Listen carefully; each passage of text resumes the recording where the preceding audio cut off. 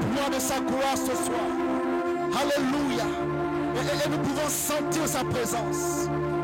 Il y a une forte activité des anges. Yes, yes, yes. Il y a une forte activité des anges. Et je voudrais apprécier la présence angélique qu'il y a dans cette salle. Je voudrais apprécier la présence du Saint-Esprit qu'il y a dans cette salle. Mesdames et messieurs, est-ce qu'on peut acclamer pour la présence de Dieu? Demande la gloire, demande la gloire.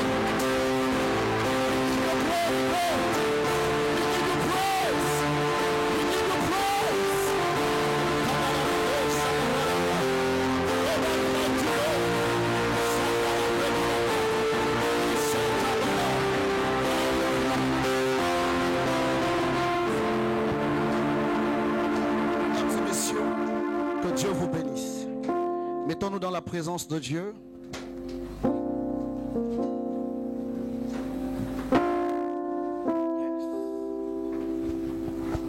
Je voudrais m'acquitter d'un devoir, celui d'apprécier la vie de l'ange de la maison.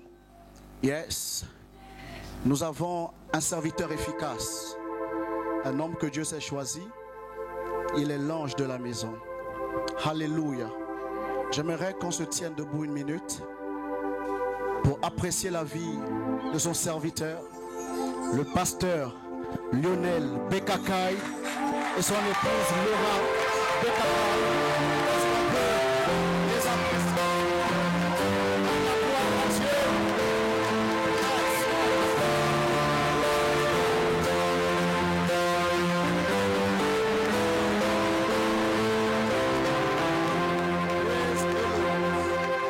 Dieu vous bénisse. Mettons-nous s'il vous plaît. Je voudrais saluer tous ceux qui nous suivent online, les internautes, les frères de part et d'autre, ceux qui nous suivent derrière leur petit écran. Que Dieu vous bénisse dans cette atmosphère. J'ai le privilège cet après-midi d'avoir des serviteurs de Dieu imminents. La grâce m'a été faite. Est-ce qu'on peut apprécier la vie du prophète Loris Mutinga?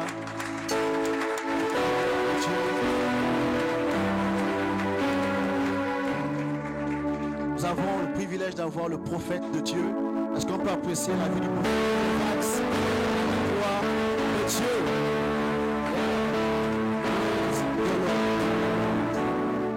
Je bénis Dieu pour les responsables de ce ministère, les compagnons d'œuvre et les pasteurs des annexes. Que Dieu vous bénisse. Alors depuis plusieurs jours, nous sommes dans une thématique. Étant dans cette période de jeûne et prière, Amen, nous développons une thématique importante sur les autels, sur les malédictions. Alléluia. Et ce soir, je voudrais parler des malédictions. Amen. Je voudrais encore parler des malédictions. Je voudrais apporter ma modeste pierre au travail efficace qui se produit depuis plusieurs jours déjà. Et je pense que ce soir, nous serons bénis. Je vais juste poser les jalons. Nous nous rencontrerons pendant plusieurs jours dans une forte atmosphère. Alléluia. Wow. Wow. Je voudrais parler de malédiction.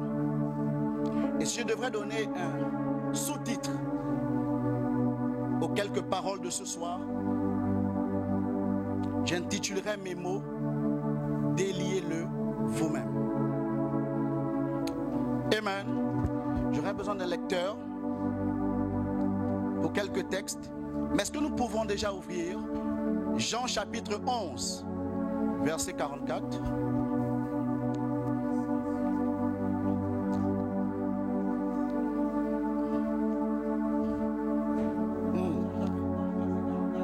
Alléluia.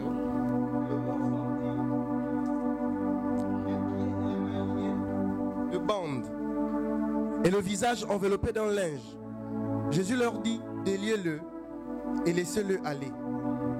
Alléluia. Vous savez, la thématique liée au monde des esprits est un thème très sensible dans l'église. Alléluia. Très sensible surtout à cause de la seconde dispensation. Yes. À cause du Nouveau Testament, beaucoup de choses sont dites sur la question du monde spirituel. surtout dans le monde des esprits. Alléluia. Nous avons la bénédiction d'être à Ecclésia et le peuple est très bien enseigné. Alléluia. Mais ce soir, je voudrais vous emmener à remarquer 2 ou 3 choses avec moi. Dans Jean chapitre 11, au verset 44, c'est Jésus qui parle, il s'agit de Lazare. Vous vous souviendrez que Lazare est mort. Jésus était de l'autre côté de Béthanie. Et les amis de Lazare et de Jésus sont arrivés après l'ordre de Marthe et Marie, lui disant, Lazare, ton ami est malade. Est-ce qu'on se rend compte qu'on dit de Lazare qu'il était l'ami de Jésus? Alléluia. Et quand ils arrivent auprès de Jésus, ils disent, ton ami Lazare est malade. Qui ne se leverait pas pour aller au chevet de son ami dans ses jours de maladie? On dit que Lazare est malade et Jésus dit, cette maladie n'est point à la mort. Alléluia. Et donc les messagers retournent avec cette information, disant à Marthe et Marie, bonne nouvelle, Lazare ne mourra pas. Écoutez, si Jésus dit qu'il ne mourra pas, ça veut dire que le pronostic vital était engagé. Si Jésus leur dit, eux ils ont dit à Jésus, Lazare est malade. Mais la réponse de Jésus, c'est que le mort, Lazare, le malade ne mourra pas. Ok, où est le rapport entre le fait qu'ils lui disent il est malade et leur dire il ne mourra pas? Comme si Jésus avait déjà vu la mort de Lazare. Et donc finalement, si Jésus avait vu la mort de Lazare avant qu'il ne meure, à qui il s'adresse quand il leur dit il ne mourra pas? Écoutez-moi. Finalement, il retourne avec cette bonne nouvelle auprès de Marthe et Marie et il va leur dire bonne nouvelle. Rabouni, le maître a dit Lazare ne mourra pas. Cette nouvelle rassure, rapporte la confiance, la paix dans un temps si difficile. Lazare ne mourra pas. Écoutez, il était le frère unique de 2 sœurs. On ne parle ni de leur père ni de leur mère, donc peut-être qu'ils étaient orphelins et qu'ils sont reposés sur leur frère Lazare. À la nouvelle de leur dire le mort ne mourra pas, imaginez-vous leur joie. Finalement, quelques jours vont passer, Lazare va mourir. Lazare est mort. Et à nouveau, ils vont envoyer des messagers auprès de Jésus pour lui dire, Jésus, ton ami Lazare est mort. Est-ce que Jésus a menti? Yes, merci. Merci Glenn, aide-moi avec le son. Écoutez, il a dit il ne mourra pas, mais le mort, Lazare est mort. Et finalement, ils arrivent à nouveau chez Jésus disant Lazare est mort. Et Jésus se lève. Il dit, allons-y et nous allons réveiller Lazare. Les disciples sont inquiétés. Mais quel langage pertinent, mais quel discours incohérent. Doesn't make sense. C'est hors sens. Alléluia. C'est pas possible. Mais écoutez, finalement, il dit, la parenthèse, la parabole va s'expliquer. Et la Bible parlait de sa résurrection. N'est-ce pas? Et il va arriver auprès du sépulcre de Lazare. La Bible dit, en entrant dans la ville, alors qu'il était aux portes de Béthanie, la première personne ayant l'information que Jésus arrive, c'est Marthe. Elle va courir auprès de lui. Quand elle va arriver auprès de Jésus, elle va crier, Seigneur, si tu aurais été ici, Lazare ne serait pas mort. Alléluia. Et je fais un constat et je constate que parce que Jésus n'était pas là, la mort a régné. Je ne sais pas, mais j'ai une nouvelle pour quelqu'un. Je sais que parce qu'il n'était pas là, la mort a régné. J'annonce à quelqu'un que puisque l'absence de Jésus a occasionné dans ta vie, son arrivée fera la différence. Je déclare que la mort aura un panneau de signalisation annonçant que le maître est en jeu. La donne sera différente. J'aime le fait qu'ils n'étaient pas là, ils se sont moqués de toi. J'aime le fait qu'ils n'étaient pas là, ils t'ont maudit. J'aime le fait qu'ils n'étaient pas là, ils ont dit des paroles contraires. J'aime le fait, ça s'est passé en son absence. Mais désormais, le maître de la place, le maître de la place, le maître de la place, your life will be not to be the same. Et ta vie ne sera plus jamais la même. Alléluia. Wow. Yeah. Et Marthe dit, si Jésus aurait été ici, Lazare n'allait pas mourir. Yes. La mort de ta vie s'est signalée alors qu'il n'était pas là. C'est parce qu'il n'était pas encore là. Yes. Que l'étranger est arrivé et qu'il a planté l'ivraie avec le blé. C'est parce que le maître de la vigne n'était pas là. Yes. Qu'ils ont proclamé ces paroles sur ta destinée. Et je voudrais annoncer à quelqu'un qu'il n'était pas là. Quand ces choses se sont produites, le maître n'était pas là. La mort s'est signalée parce que Jésus n'y était pas. Finalement, il va dire à Marthe, va me faire appel à Marie. Et Marthe va courir auprès de Marie. Et quand Marie va arriver à son tour, la Bible dit que lorsqu'elle le vit, elle se jeta à ses pieds et lui dit, Seigneur, si tu aurais été ici, Lazare ne serait pas mort. Écoutez, la réponse que donne Marie est similaire à celle de Marthe. Mais je voudrais vous arrêter sur un fait. Marthe arrive la première et condamne le fait que Jésus n'y était pas pour signaler la mort de Lazare. Quand Marie arrive à son tour, elle commence par se jeter à ses pieds. Et puis lui dire, si tu aurais été ici, le mort ne serait pas mort. Lazare ne serait pas mort. Et Jésus va être épris de compassion et va pleurer. Et lui disant, où l'avez-vous mis? Écoutez-moi, Marie va se jeter aux pieds de Jésus avant de l'accuser. L'attitude va changer parce que le mot se jeter à ses pieds vient du grec prostuneo ou saa, ce qui veut dire adorer l'agneau. Yes, écoutez-moi, écoutez, il y a une dimension qui se cache dans l'exaltation. Yes, il y a une dimension du secours, de l'intervention qui se cache dans l'adoration. Ce qui fera la différence, ce n'est pas tes mots mais tes actes. Ce qui fait la différence entre Marthe et Marie, ce n'est pas ses mots, mais c'est ses actes. Yes.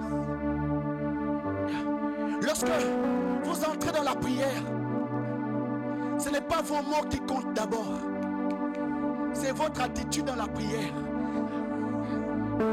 N'avez-vous jamais été dans ces moments où vous entrez dans la présence de Dieu et les mots vous manquent? N'avez-vous jamais été dans ces moments-là où il n'y a pas de parole pour prier? Mais tu t'assieds seulement et des larmes se versent au bout de tes yeux, se déversent sur ton visage jusqu'à toucher le seuil du sol. Écoutez, à la brata ligaboche. Et dans ces moments, quelquefois, ceux qui sont ivres de l'esprit vont se mettre à prier en langue, reka, tout ça, zekou, shaba. Mais parce que les mots ne sont plus suffisants. Qu'est-ce qui distingue ta prière à ce moment? Ce n'est pas tes paroles, c'est ton acte dans la prière. Écoutez-moi, Abraham dit au sujet de l'enfant, il dit au serviteur, attendez-moi ici. L'enfant et moi, nous montons pour adorer. Et quand ils vont arriver au sommet de la montagne, c'était exactement sur le mont Horeb. Et ils vont arriver pour adorer. Et alors que Abraham arrive sur la montagne pour adorer, la Bible dit que il a pris l'enfant Isaac et l'a mis sur l'autel. Bon, c'est une mauvaise traduction en réalité. Isaac est monté sur l'autel. Alléluia. Et il a fait un sacrifice à Dieu. Mais ma question c'est, Abraham a dit, je monte pour adorer. Sur la montagne, je vois Abraham qui fait un sacrifice. Où est l'adoration d'Abraham? Où est l'adoration d'Abraham? Où est l'adoration d'Abraham, mesdames et messieurs? Adorer, c'est pas parler. Adorer, c'est agir. Adorer, c'est pas parler. Adorer, c'est l'attitude. Alléluia. S'il y a un homme pour adorer, il y a un Dieu pour agir. Alléluia. Alléluia. Et finalement, Jésus demande où Lazare se trouve. Il arrive auprès du sépulcre de Lazare et leur dit délier la pierre. Ouvrez le sépulcre. Ils vont ouvrir le sépulcre et il va se crier d'une voix forte, Lazare, sors! Alléluia. Lazare sort et le mort sortit. Je parle à tout Lazare ce soir. Quel que soit le signal de ta mort, quel que soit le Lazare de ta vie, je l'appelle d'une voix forte. Lazare sort. J'ordonne à tout Lazare de se tenir au son de ma voix. Je vois ce Lazare qui se trouve dans la mort. Je vois ces études appelées Lazare. Je vois cette famille appelée Lazare. Je vois ce chômage appelé Lazare. Et je t'appelle d'une voix forte. Lazare sort. Et le mort sortit. Que ton Lazare se lève au nom de Jésus. Donnez-moi le nom de votre Lazare. J'entends qu'il se lève. Lazare est en train d'obéir à une voix. Lazare ne comprend pas ce qui lui arrive. Un esprit supérieur s'adresse à son corps. Un esprit supérieur ordonne qu'il se relève et qu'il se lève de sa mort. Alors Jésus utilise le principe de l'oracle. Il parle par sa bouche. Et pendant que je vous parle, je suis en train de m'adresser à vous. Mais je parle à vos esprits. Je parle aux situations que vous ne pouvez pas régler de vous-même. Je parle de cette épreuve par laquelle vous passez. Je parle par cet état qui vous lie. Au son de ma voix, j'ordonne ce soir que tout Lazare sorte. Que tout Lazare sorte. Lazare sort. In the mighty name of Jesus Christ of Nazareth. Au nom de Jésus, que Lazare sorte. Wow. Écoutez-moi, Lazare est mort. Le texte me dit que Lazare va se lever et le mort sortit. Écoutez, Lazare est mort. Il est mort depuis 4 jours. Déjà pourri. Mais au moment où Jésus l'appelle, d'une voix forte, le mort l'entend. Sachez-le, quand on meurt, le corps retourne à la poussière. L'esprit va devant Dieu et l'âme va en jugement. Yes, yes, n'est-ce pas? Mais au moment où Jésus parle à Lazare, ce qui me dérange, c'est que le mort va l'entendre. Et le mort va l'entendre. Mais comment est-ce possible que le mort entende sa voix?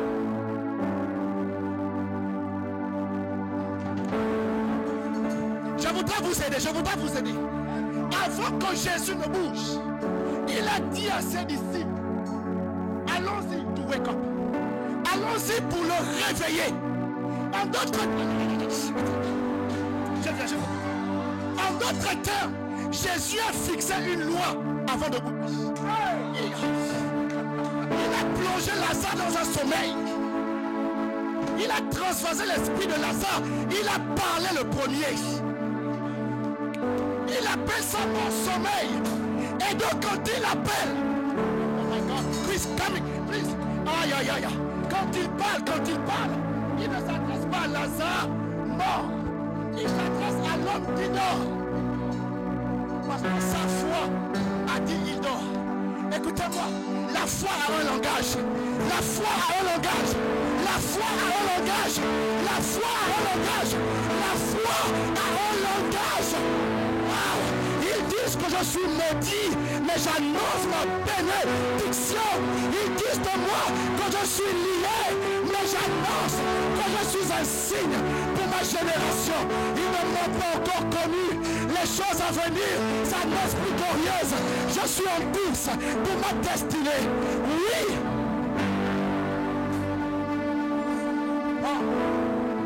Je suis un livre en écriture.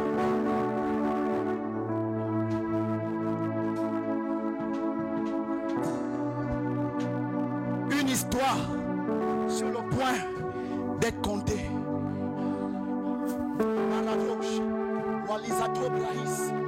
Jésus dit, Lazare dort. Écoutez, les hommes qui marchent avec Jésus jusqu'ici ne comprennent pas son langage. Jésus est devant un sérieux dilemme. Lazare est sur le point de mourir. Il arrête la mort de Lazare et l'appelle sommeil. Écoutez-moi, ce qui vous dévore dépend de comment vous l'appelez.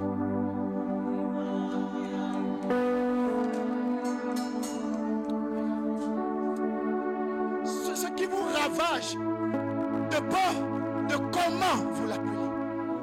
You are blessed. Jésus appelle la mort de Lazare sommeil.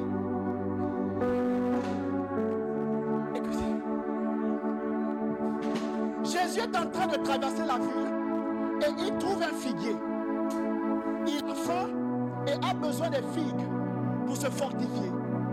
L'arbre n'a pas de fruits. Et Jésus va maudire le figuier. Mais le figuier n'est pas dans sa saison. Quand Jésus maudit le figuier, il dit qu'il ne proviendra plus surtout aucun fruit.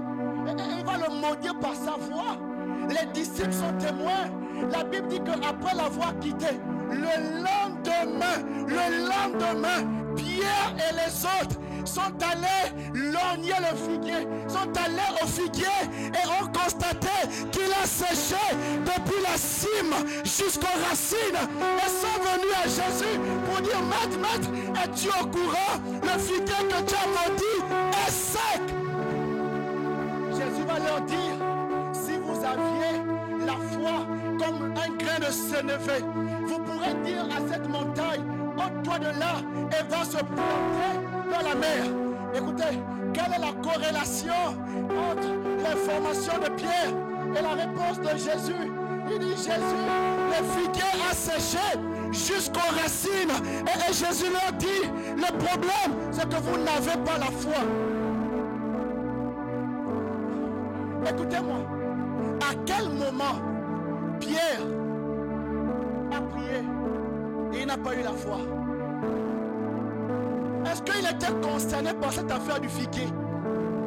Mais pourquoi Jésus se tourne vers eux et leur dit, vous n'avez pas la foi? Ils ont montré leur manque de foi en retournant guetter le figuier. En réalité, ils sont retournés auprès du figuier pour voir si les paroles de Jésus marchaient. Et donc, ces gars marchaient avec lui, mais étaient incrédules. Et donc, parce qu'il sait que la loi des paroles s'établit, Lazare est mourant et il parle le premier disant, il dort. Il a fixé sa loi avant la mort. Mon problème avec l'église, c'est qu'est-ce que vous dites? Qu'est-ce que vous dites en premier? Quelles sont les premières paroles qui sortent de vous? Pourquoi quand on te maudit, tu te tais?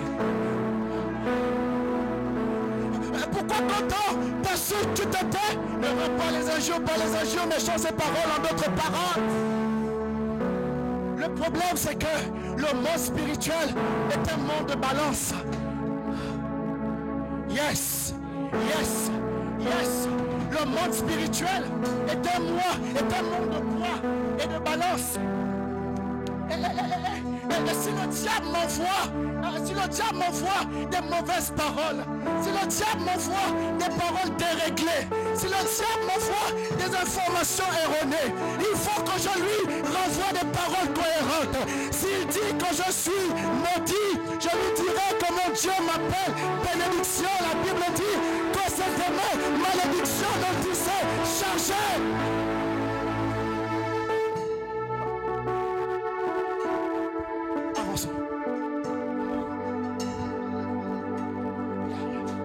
Je voudrais déranger quelqu'un ce soir. Écoutez, wow. Lorsque Jésus ordonne au mort de sortir de la tombe, la Bible dit que le mort sortit, n'est-ce pas? Mais quand il sort et est présenté à la face du public, le texte Jean nous renvoie 3 informations cruciales. Il dit le mort sortit, les pieds et les mains liés et le visage emmailloté d'un linge. J'ai un problème. J'ai un problème, mais aussi une interrogation. Pour quelle raison Dieu rend-il Lazare à sa famille dans l'incapacité? Un homme lié des pieds ne peut pas se mouvoir. Un homme lié de mains ne peut pas se déployer. Un homme dont les yeux sont bandés ne peut pas se diriger.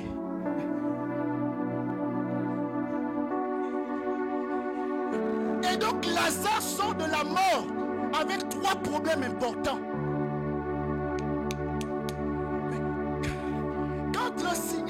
Quand Jésus termine la résurrection, ce qui va me choquer, c'est qu'à la fin de ses propos, il va leur dire, déliez-le vous-même.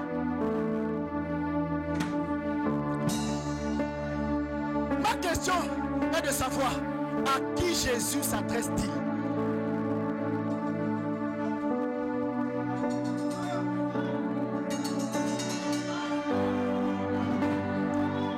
Parce que Jésus est en train de parler d'un fait d'être lié.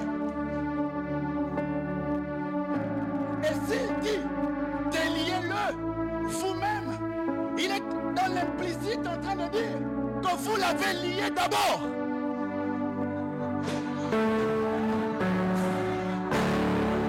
Il est donc en train de dévoiler l'origine des liens. Il est en train de dire que les liens...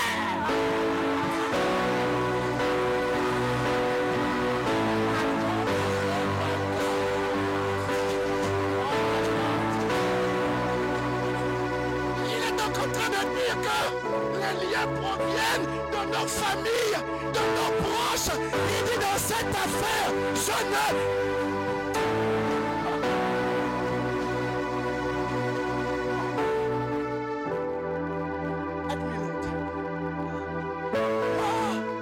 Marabosa, Lishatou la bosse, Zato Chateau, Liko Paradosa, Jesus Azezo, Retu Mandesa, Aliko Paradosa, Retu Sato, Azusa Zezo, Retu Mandes, Papa, Retu Chateau, Rabasata, Isabel Leto, Retu Chabrika.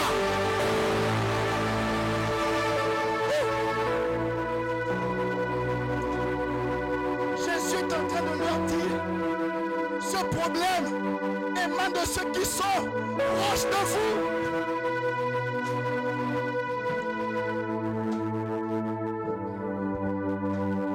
Si Jésus dit, déliez-le vous-même, dans l'implicite, Jésus est en train de les accuser de l'avoir lié. Mais pourquoi si on accuse vos grands-parents, vos arrière-grands-parents de vous avoir lié, vous vous fâchez? Ils l'ont fait.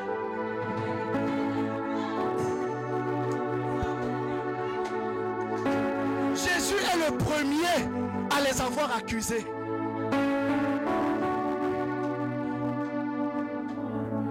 Jésus a dit, c'est vous qui l'avez lié. Si on prend le texte de cette manière, on peut se dire que c'est normal qu'un mort soit enterré, les mains et les pieds liés et le visage emmailloté. Si on prend le texte dans son premier niveau, on peut penser que c'est culturel, que peut-être que les morts étaient enterrés de cette manière. Alléluia. Mais j'aimerais vous proposer, vous suggérer un texte. Alléluia. Est-ce qu'on peut ouvrir Luc chapitre 7 verset 12? Luc 7, 12 à 15. 7, 12 à 15. Lorsqu'il fut près de la porte de la ville, voici, on portait en terre un homme, un mort, fils unique de sa mère, qui était veuve. Et il y avait avec elle beaucoup de gens de la ville. Verset 13. Le Seigneur, l'ayant vue, fut ému de compassion pour elle. Elle lui dit, ne pleure pas. Il lui dit, ne pleure pas. Verset 14. Elle s'approcha et toucha le cercueil. Ceux qui le portaient s'arrêtèrent. Il dit, jeune homme, je te le dis, lève-toi. Et le mort s'assit et se mit à parler. Jésus le rendit à sa mère. Lis le verset 22, s'il te plaît. Verset 22. Et il leur répondit, allez rapporter à Jean ce que vous voyez, ce que vous avez vu et entendu. Les aveugles voient, les boiteux marchent, les lépreux sont purifiés, les sourds entendent, les morts ressuscitent. La bonne nouvelle est annoncée aux pauvres. Écoutez, Jésus est en train de rentrer dans une ville et on est en train de conduire un jeune homme mort dans un cercueil. Jésus interrompt la course du mort. Il croise la dépouille qui vient accompagnée de ses proches. La Bible dit que sa mère étant présente, versant dans ses larmes. Jésus voit le mort et il se rapproche du mort. Alléluia. Et il arrête la course du convoi.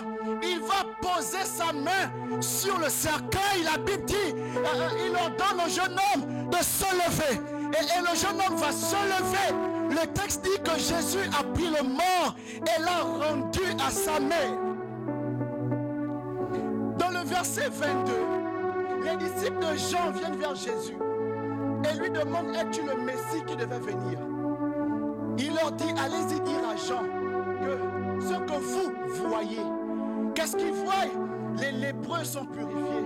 Alléluia, les paralytiques marchent, les aveugles voient, les sourds entendent, les muets parlent, mais aussi les morts ressuscitent. Ce qui va me choquer, c'est que à la résurrection du jeune homme qui est mort, la Bible dit que Jésus l'a pris et l'a rendu à sa famille. Question, pourquoi n'était-il pas lié des pieds et des mains? Et pourquoi n'avait-il pas un linge au bout de son visage? Où étaient les bandes de ce mort? En Israël, les morts étaient enterrés emmaillotés d'un linge qu'on appelle le takrikim. Et les hommes qui servaient au temple, on les enterrait et ce linge était comme du lin. Avez-vous déjà vu ceux-là qui font la danse liturgique?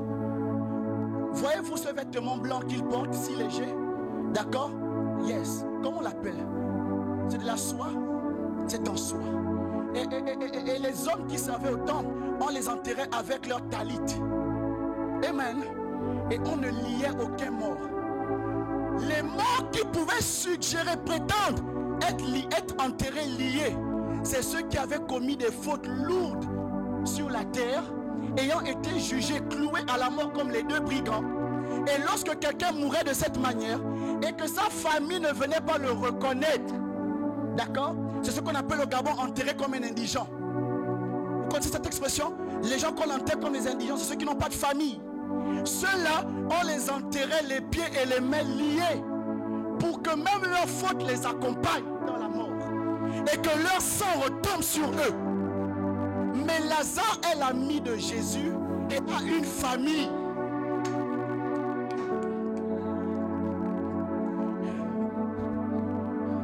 Yes, j'aime ça. Lazare est l'ami de Jésus, mais il est lié. Donc c'est possible d'être l'ami de Jésus et d'être lié. C'est possible d'être dans l'église, mais être lié. C'est possible d'être serviteur de Dieu et être lié. C'est possible. C'est possible. Alléluia. Écoutez, dans Éphésiens 6:12, regardez avec moi le texte. Éphésiens 6:12. C'est l'apôtre Paul qui parle. Il dit quoi? Car nous n'avons pas à lutter. On dit Dieu, vas-y. Car nous n'avons pas à lutter contre la chair et le sang. Car nous n'avons pas à lutter contre la chair et le sang. Mais les dominations. Mais contre les dominations. Les autorités. Les autorités. Contre les princes de ce monde des ténèbres. Contre les princes de ce monde des ténèbres. Contre les esprits méchants célestes. Contre les esprits méchants dans les lieux célestes. Alléluia. Sachez que c'est le livre d'Éphésiens. Éphésiens est écrit par la main de l'apôtre Paul. Paul est un rabbin de l'école de Gamaliel. Paul a étudié la Torah sous Gamaliel. Gamaliel, qui est un puissant théologien, un puissant érudit. Yes, il maîtrisait la Torah. Gamaliel a transmis la connaissance à Paul. Et souvenez-vous que Paul a dit qu'en ce qui concerne la loi, je suis plus armé qu'eux. Il avait une excellence de la connaissance. Et Paul avait fini son école théologique ou rabbinique. Et il était déclaré rabbin. Donc Paul maîtrisait les éléments. Non seulement ça, mais il maîtrisait aussi les deux mondes. Alléluia. Yes, il maîtrisait le monde physique et le monde spirituel. Ce qui va me choquer. Il écrit ça à quelle église? À l'église d'Éphèse. Sachez que Timothée était le pasteur de l'église d'Éphèse. Timothée était pasteur à Éphèse. Et dans la ville d'Éphèse, il y avait une déesse, la déesse d'Astarté. Non. Oui, la déesse d'Astarté. Alléluia. Yes. Et non seulement ça, mais aussi Marie, la mère de Jésus, priait à Éphèse. Marie, la mère de Jésus, est morte à Éphèse. Marie a donc été sous le mentorat, sous le pastorat de Timothée. Non, vous me dites, c'est pas mon message, mais j'ouvre la parenthèse pour vous aider. Est-ce que vous n'avez pas remarqué, l'apôtre Paul dit à Timothée, quand tu parles aux vieillards, parle-leur comme à des pères. Quand tu parles aux jeunes, parle-leur comme à des frères. C'est la seule lettre à laquelle Paul met ce veto. Écoutez-moi, Titus était un fils de Paul. Tite était un fils de Paul. Mais à Timothée lui dit prudence dans tes mots. Aie égard à ce que tu dis. Pourquoi? À cause des vieillards. Lesquels? Ceux qui ont marché avec Jésus. Est-ce que vous m'écoutez? Donc, Timothée avait donc un leadership. C'est pas mon message.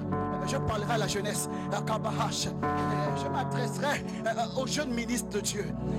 À vous qui êtes comme moi, fous du ministère dans votre jeunesse. À vous qui avez des postes de responsabilité.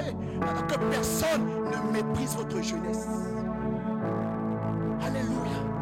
Yes. Qui a dit que les vieillards ne peuvent pas s'asseoir pour t'écouter? Travaille sur toi pour être entendu de tous. Je prie le Seigneur au nom de Jésus. Je déclare que ton ministère rendra tout le monde d'accord. Je déclare que ton ministère rendra tout le monde d'accord. Je déclare que les évidences sur toi feront taire les contestations. Je déclare que les évidences sur ta vie feront taire les contestataires. À cause de tes évidences, Dieu sera obligé d'approuver tes voix et même tes ennemis viendront te tendre la main d'association. Ils voudront les grâces que tu manifestes. Rakusa, Zetulamando, Shabrakezu. Et donc, Paul dit à Éphèse, ça va me choquer, ça va me choquer. Paul dit à Éphèse ceci. Paul dit à Éphèse, car nous n'avons pas à lutter contre la chair et le sang, mais contre les principautés, les dominations, les esprits méchants. L'apôtre Paul est donc en train de révéler quelque chose. Il dit, nous avons un combat à mener. Mais ce combat ne concerne pas la chair et le sang. Il dit donc que le combat que nous vivons n'est pas un combat physique, mais un combat spirituel.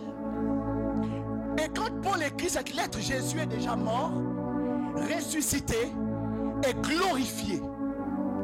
Donc quand Paul est en train de dire qu'il y a une bataille spirituelle à mener, il est en train de relever le fait que le monde spirituel est évident et que nous devons nous attaquer à ce monde.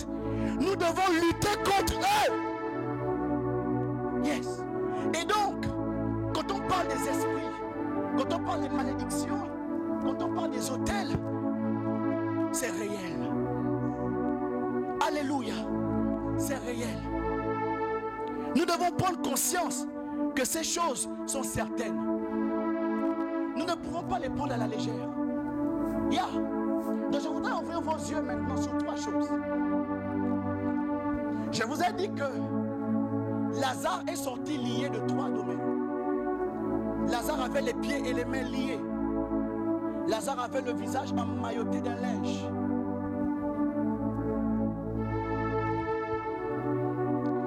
La loi de la réception à 3 niveaux.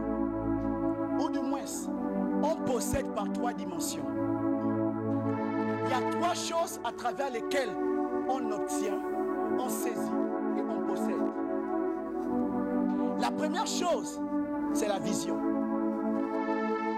Dieu a dit à Abraham, jusqu'où tu verras, tu posséderas. Et donc la capacité à voir nous amène aux acquisitions et aux possessions. Alléluia. Et donc Lazare sort avec l'incapacité de posséder quoi que ce soit parce qu'il ne voit pas. Deuxièmement, nous possédons avec nos mains. Lazare sort les mains liées et donc ne peut pas posséder parce que sa motricité est liée. Troisièmement, Josué 1,4, le livre dit que tous les lieux que fouleront la plante de ton pied, je te le donne en possession. Dieu révèle donc qu'on possède aussi avec nos pieds. Et donc en d'autres termes, Lazare lié ne pouvait rien posséder. Quelqu'un qui est lié ne peut rien posséder. Le monde dans lequel tu te trouves, alléluia, tu y es à cause du fait qu'il y a peut-être un lien qui te retient. Donc je peux croire que les gens qui n'ont rien sont peut-être liés. Les liens apportent la pauvreté. Les liens apportent le manque de richesse, le manque d'héritage. Parfois tu te bats, tu joins tes efforts, tu t'impliques et te réimpliques, mais tu ne moissonnes rien. Parfois tu sèmes beaucoup, mais tu moissonnes peu. Comme si seulement toute la terre t'avait maudit toi seul. Ça veut dire que les autres peuvent avoir, mais toi non. Il se cache derrière cette expression souvent des esprits qui retiennent vos possessions. Beaucoup de familles sont dans la disette et la misère, quelquefois à cause des liens familiaux. Donc la question des liens nous apporte aussi l'héritage. Nous devons aborder cette question avec beaucoup de sensibilité. Amen. Avec beaucoup de prudence. Alléluia. Je voudrais vous partager 3 choses et nous allons prier.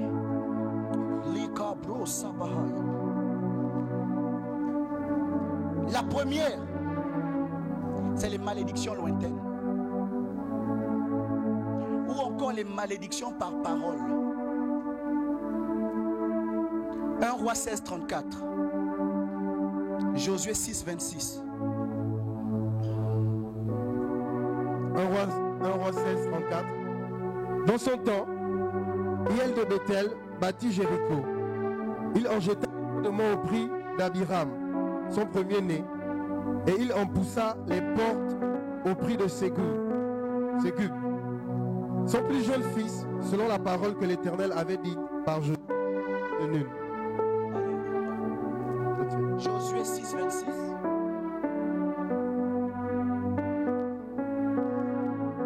Josué 6, 26. Ce fut alors que Josué jura en disant: maudit soit devant l'Éternel l'homme qui se lèvera pour rebâtir cette ville de Jéricho.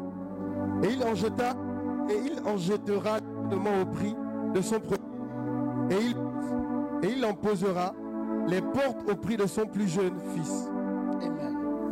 Genèse 49, 19. C'est important qu'on les lise. Gad sera assailli par des bandes armées, mais il les assaillira et les poursuivra. C'était Genèse 49, 19. Genèse 5, non, Marc 5. Marc 5, verset 2. Marc 5, verset 2. Jésus fut hors de la barque, devant de lui un homme, qui connaissait pur et possédait d'un pur. Luc 8, 27.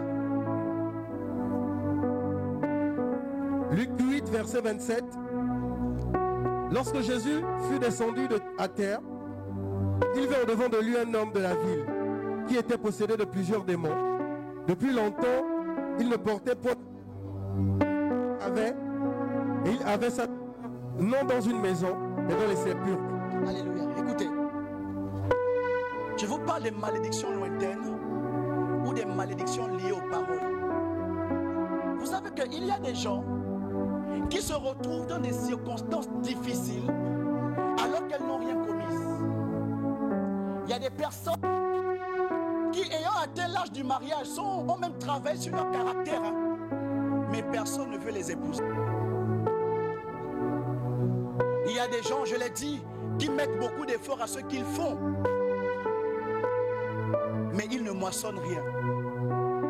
Et quelquefois, ils se morfondent eux-mêmes et se trouvent des excuses à ce qui leur arrive. N'avez-vous jamais été dans cette réflexion? Pourquoi moi? Ou pourquoi c'est à moi que ça arrive? N'avez-vous jamais rencontré de telles personnes, toujours en train de s'apitoyer sur leur sort? Et dans cette circonstance, dans cette situation, on pense premièrement que c'est d'abord à cause de nous. Mais je voudrais ouvrir vos yeux sur quelque chose. C'est au temps de Josué, Josué 6, 26. Josué a battu Jéricho. Après avoir remporté la victoire sur Jéricho, Josué va établir une malédiction sur la ville. Il va dire: maudit soit le roi qui viendra sur Jéricho et qui voudra rebâtir les portes de la ville, les murs de la ville. Quand il posera la première brique, il perdra son plus. Il perdra son premier fils. Quand il voudra rebâtir les portes, il perdra son dernier fils. Des siècles plus tard, un roi va arriver. Alléluia. Et quand ce roi va arriver, ce roi m'intéresse beaucoup. La Bible dit de lui qu'il s'appelait Hiel de Bethel. Quand le roi Hiel arrive et gagne Jéricho, il règne sur Jéricho. Quand il règne sur Jéricho, il se rend compte qu'il a une ville défavorisée.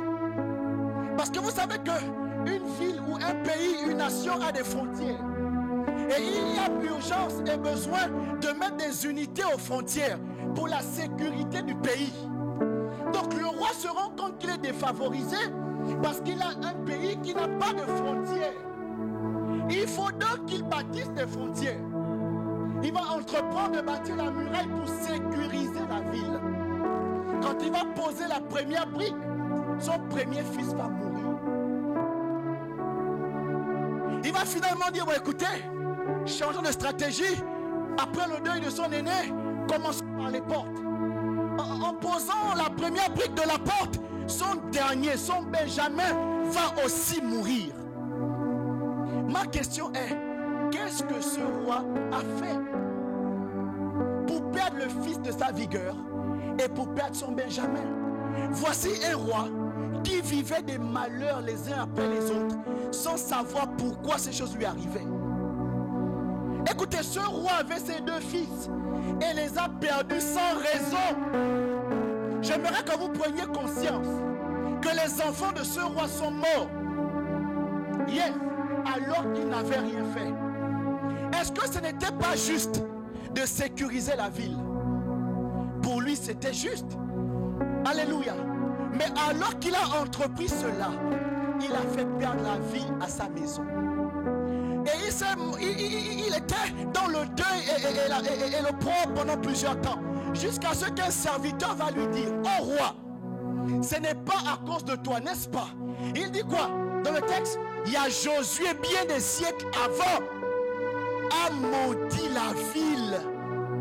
Et il a dit, maudit soit celui qui rebâtira la ville, les portes, les murs au prix de son plus jeune et les portes au prix de son dernier. Beaucoup de gens perdent des opportunités dans leur vie, perdent des choses qui leur sont chères, non pas à cause de vos actes, mais à cause des malédictions lointaines. Il y a des paroles qui pèsent sur nous et qui nous enfoncent dans le deuil. Maman, il y a des enfants que vous perdez, ce n'est pas à cause de vous. À chaque fois que tu es au 4e mois, la grossesse sort. À chaque fois que tu es au 6e mois, la grossesse sort. Et puis vous allez commencer à vous accuser l'un après l'autre. Tu fais les études, tu dois d'abord faire 5 fois. Tu dois reprendre 5 fois la classe avant d'aller en classe supérieure. Il y a des gens, s'ils ne redoublent pas au moins 2 fois, ils n'avancent pas. Il a déjà redoublé 2 fois, prophète. De la 6e en terminale. Il doit redoubler forcément 2 fois pour prétendre avancer. Vous savez de quoi je parle?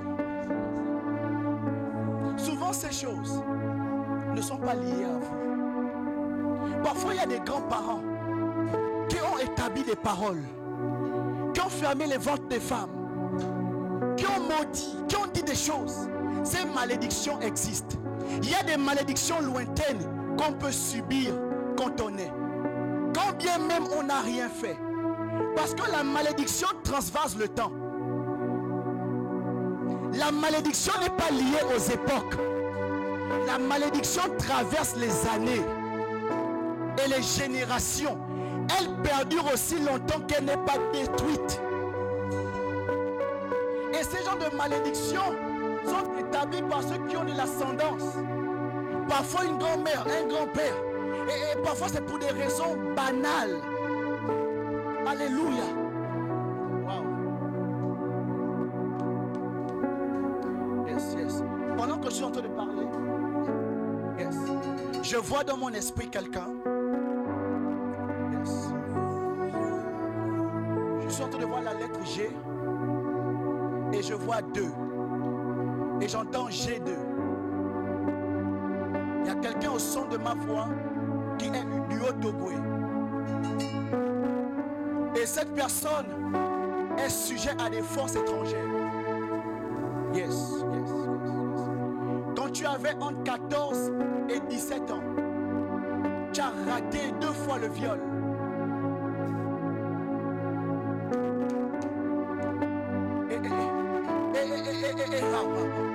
Yes, yes. Et cette personne est directement liée à ton sang. My God, my God, my God. Et pendant que je suis en train de parler, le Seigneur me fait traverser le temps. Je me trouve exactement en 1930. En 1930, je vois un homme fatigué. Il a entre 60 et 64 ans. En 1933, écoutez-moi, je parle à cette personne, elle est au son de ma voix. Cette personne a été été abusé sexuellement. Yes. Et a des origines avec le G2. Je crois que c'est le ça. Yes, avec le Otogwe. Et le Seigneur me dit qu'en 1933, il y a une femme. Cet homme avait entre 60 et 64 ans. Et il ne voulait plus de sa femme. Yes. À cause d'une dette, il devait prendre une femme dans la famille de son frère. Et la grande sœur avait 18 ans. Mais la grande sœur était déjà dans une relation. Et donc on a pris la petite sœur de 12 ans. Et on l'a envoyée en mariage à cause de la coutume au Bali. Je vois une jeune fille de 12 ans qu'on amène en mariage. Le Saint-Esprit me dit que c'est lié à la coutume au Bali. Et depuis que cette jeune fille est allée en mariage, elle a libéré des paroles parce qu'elle a souffert du fait que ce n'était pas à elle de répondre à son besoin, c'était à sa soeur. Mais parce que sa soeur ayant 18 ans, dans une relation, on a sacrifié celle de 12 ans. Et dans ce mariage, elle a médit, dans ce mariage, elle a maudit les femmes.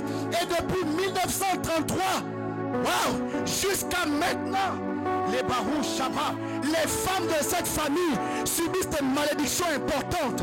Elles n'arrivent pas à se stabiliser dans des mariages. Et quand même, elles y vont. Elles sont toujours avec une deuxième femme, une coépouse. Et la deuxième face de la malédiction, c'est que les hommes qui doivent les épouser doivent d'abord leur faire plusieurs enfants et ne les épousent qu'à la coutume. Très souvent, ils ne vont jamais à l'état civil.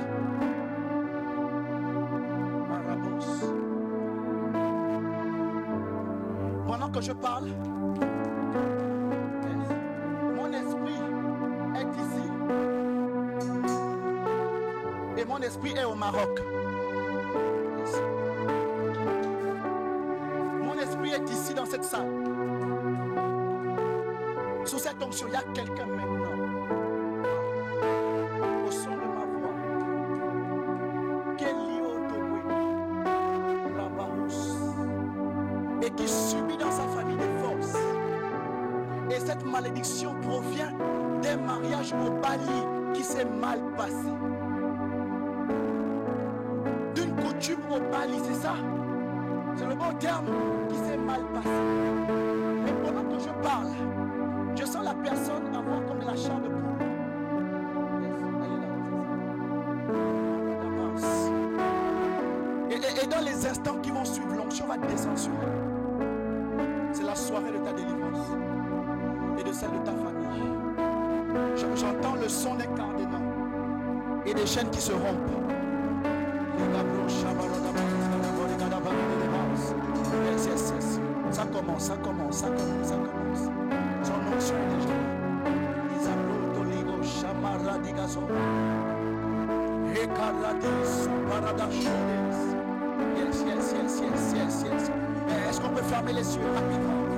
Rester assis ou debout selon. Mais la grâce de Dieu est là. Ragadabrego Sataramando Shamiazeta.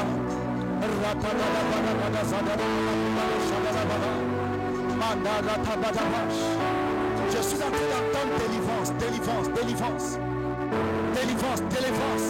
Il y aura un fort secours angélique qui va descendre dans cette salle, pour signaler des délivrances fortes.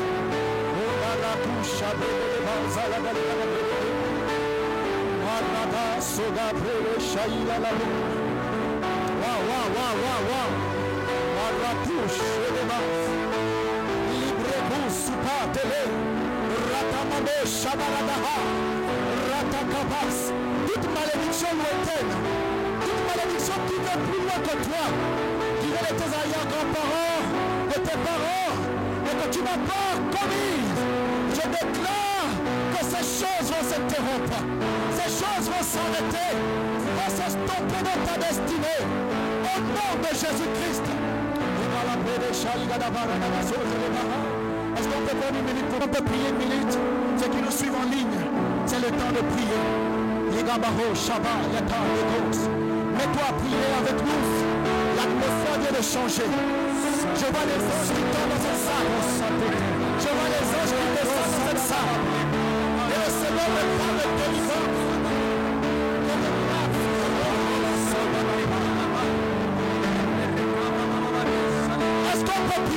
ta voix et prie.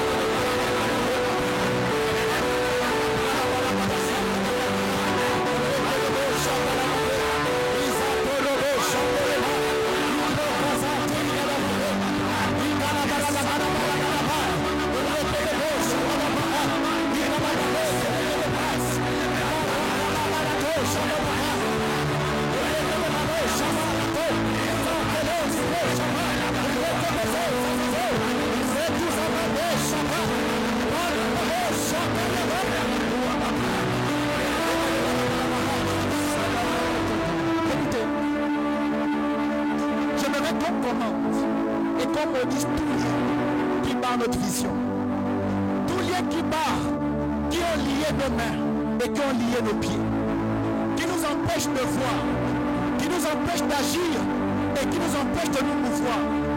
Je voudrais qu'on maudisse les liens qui ont relié ou lié notre destinée.